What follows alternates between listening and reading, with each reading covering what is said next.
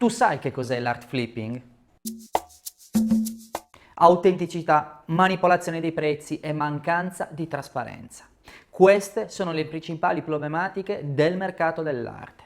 E se ti dicessi che ne esiste una quarta?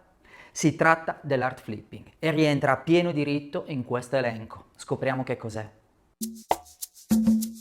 Quello del flipping è un fenomeno complesso e molto diffuso tra piccoli gruppi di collezionisti o meglio speculatori che agiscono nell'ambito delle vendite private o in occasioni delle aste, portandosi ai limiti dell'investimento speculativo in opere d'arte, massimizzando i profitti di una vendita che deve sempre avvenire nel minor tempo possibile. Coloro che attuano questa pratica, che distorce il mercato e colpisce soprattutto i prezzi delle gallerie, danneggiando le carriere degli artisti, sono chiamati art flipper, che in modo spregiudicato non tengono conto delle regole, seppur non scritte, del mercato dell'arte, ma seguono le proprie. Infatti acquisiscono opere di artisti emergenti a prezzi molto bassi e senza l'intermediazione di un gallerista.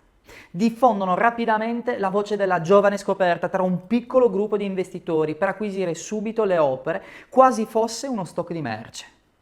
Alimentano il desiderio di possesso di quell'artista in altri collezionisti alle prime armi, attraverso un uso compulsivo dei propri canali social, per poi attuare la strategia di rivendita delle opere una volta gonfiate le quotazioni, velocemente e con abile mossa, ottenendo così plusvalenze notevoli. Così facendo, manda il tilt in mercato del giovane artista, il quale, non più supportato da un valore economico reale, crolla nel dimenticatoio e con lui tutta la sua carriera.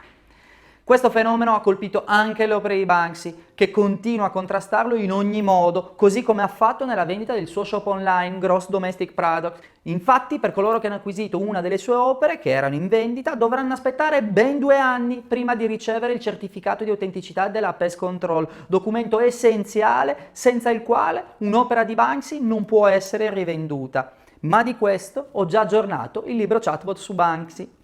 Nel mercato dell'arte il flipping non solo rappresenta un pericolo per le opere degli artisti coinvolti, ma mette a rischio lo stesso mercato, danneggiando il lavoro portato avanti dalle gallerie d'arte e dalle altre professionalità, che arrivano addirittura a creare delle vere e proprie blacklist degli art flipper. E tu vuoi davvero finire nella blacklist dei flipper?